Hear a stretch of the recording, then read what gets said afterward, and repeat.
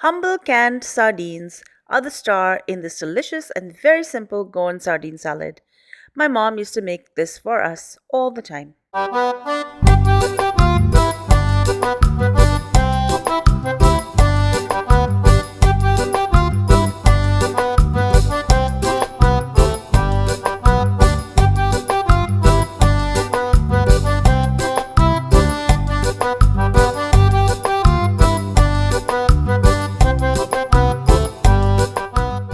I have a 200-gram can of sardines and I have drained all of the water. Add this to a bowl and add 1 tablespoon of vinegar, 1 tablespoon of sliced green and red chillies, half a cup of shallot rings, half a cup of chopped coriander, add salt to taste, 1 teaspoon of crushed black pepper, and the juice of half a lime.